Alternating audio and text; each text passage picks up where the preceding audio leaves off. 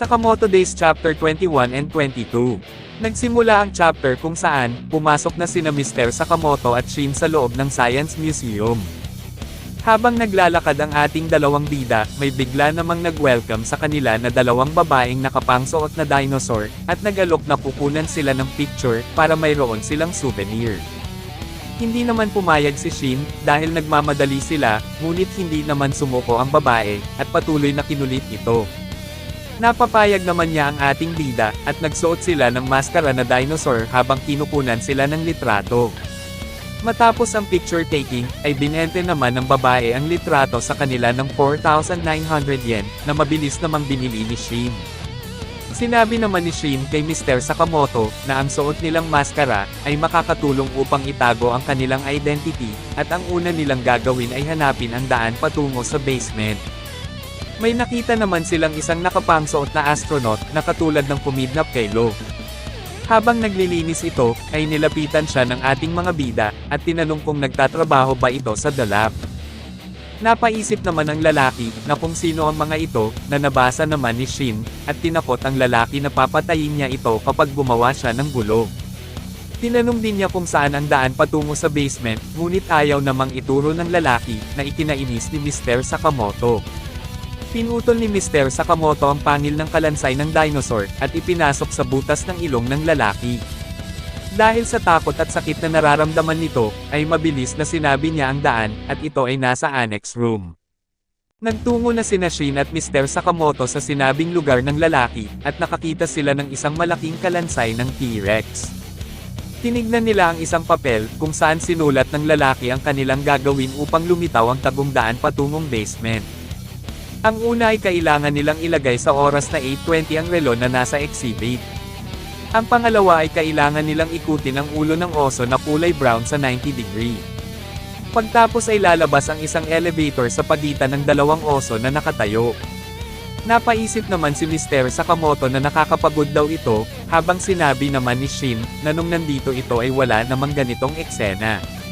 Ang pinakahuli namang dapat nilang gawin, ay ilagay ang puzzle na nakuha nila sa lalaki, sa pinto ng elevator. Nang malapit nang mailagay ni Shin ang puzzle, ay bigla namang nagsalita ang elevator, at nasense na ang fingerprint na nasa puzzle ay unidentified person. Gumalaw ang oso na kulay brown, may lumabas na baril sa kanyang bunganga, at nagpaula ng bala patungo sa ating dalawang bida. Naiwasan naman ni Shin at Mr. Sakamoto ang mga bala na nanggaling sa oso. Sinipa ni Mr. Sakamoto ang bunganga ng oso, na naging dahilan upang maputol ang baril na nasa bibig nito.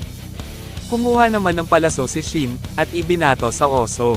Tumama ito sa ulo ng oso, na naging dahilan upang tumigil ito sa pagkilos. Sinabi naman ni Mr. Sakamoto, na bilasan na nilang tapusin ito, upang mailigtas na nila si Lo. Inilipat naman ang scene sa loob ng laboratorio, kung saan nakatali pa din si Lo, habang dala-dala ni Mr. Tanaka. May nagtanong naman kay Tanaka na nakapang-deer na maskara, kung ang clairvoyant ba ang taong dala niya. Pinagpapawisan naman si Tanaka habang sinabi niyang oo. Sinagot naman ng nakausang maskara, na ang gender at kulay ng buhok nito, ay hindi nagmamatch sa litrato. Dagdag pa nito, na kapag nalaman niyang hindi ito nagsasabi ng totoo, ay papatayin siya. Ang pangalan pala ng lalaki ay Mr. Reindeer. Nakaramdam naman ng takot si Lo kay Mr. Reindeer, dahil puno ito ng mga tahi sa kanyang mukha at kamay.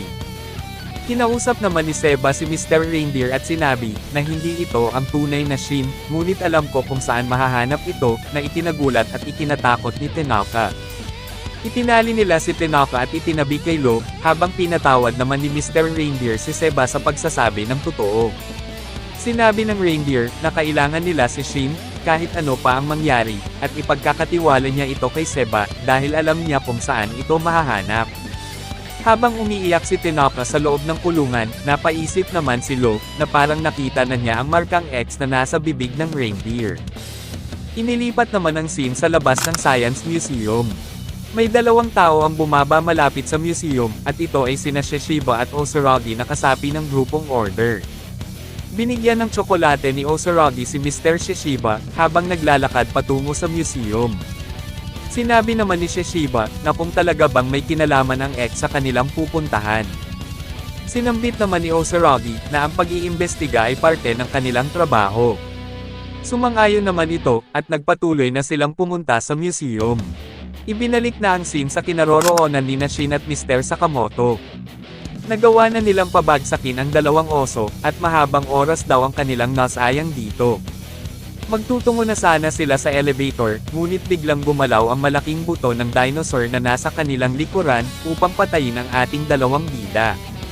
Nagulat naman si Shin sa kanyang nakita, habang inisip naman ni Mr. Sakamoto, na hindi pa niya na-experience na makaharap ng dinosaur.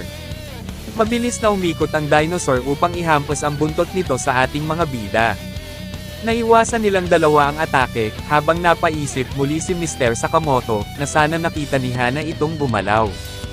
Nagdesisyon si Mr. Sakamoto na kunin ang dinosaur ng buhay, na hindi naman inasahan ni Shin. Hinampas ulit ng dinosaur ang kanyang buntot, na nagawa namang muling maiwasan ng ating mga bida, habang napaisip muli si Mr. Sakamoto, na kung paano niya ito huhulihin. May napansin namang bagay si Shin na nakalagay sa bibig ng dinosaur. Mabilis na sinabihan ni Shin si Mr. Sakamoto, na may isang electrical device sa ulo ng dinosaur, at kung matamaan niya ito gamit ang kanyang electric gun, ay maaari niya itong mapatigil. Kumilos agad si Mr. Sakamoto, tumalon ito ng napakalakas at itinutok ang kanyang electric gun sa ulo ng kalansay. Matagumpay na nakuryente ni Mr. Sakamoto ang dinosaur, ngunit imbis na tumigil ito sa pagkilos, ay lalo itong lumakas. Inihampas muli ng dinosaur ang kanyang buntot at pinuntirya ang baril ng ating bida. Nawalan na ng ganang hulihin ni Mr. Sakamoto ang kalansay, dahil sa pagkasira ng kanyang baril. Sinuntok niya ito sa bunganga, at nasira ang lahat ng ngipin ng kalaban. Sinipa niya din ang ulo ng dinosaur, at pinagbabali ang mga buto nito. Tuluyan nang natalo ang dinosaur, habang sinaad ni Mr. Sakamoto, na mas mabuting hindi gumagalaw ito.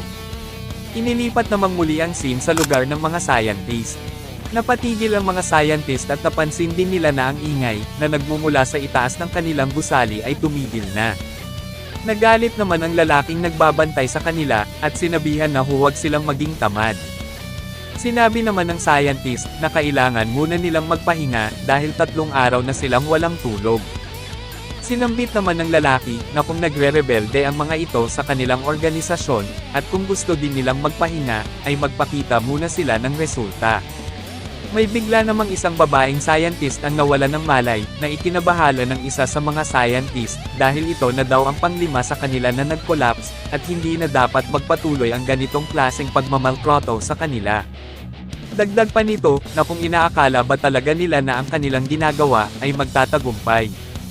Lalong nagalit ang lalaki sa kanyang narinig, at tinutukan niya ng baril ang scientist.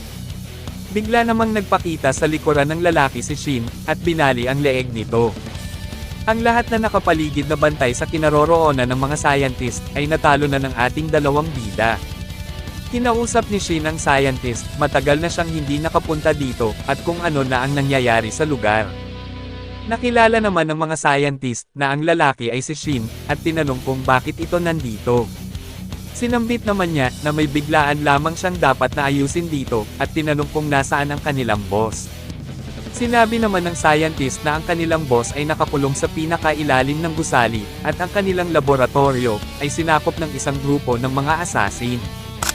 Inilipat muli ang scene sa kinalalagyan ni Lo. Sumisigaw si Tanaka, na pakawalan na siya sa kulungan, na ikinainis naman ni Lo, at sinipa niya ito sa mukha. Sinubukan namang sirain ni Lo ang padlock ng kanilang selda gamit ang bato, habang sinabihan naman ni Tanaka na walang silbi ang ginagawa niya.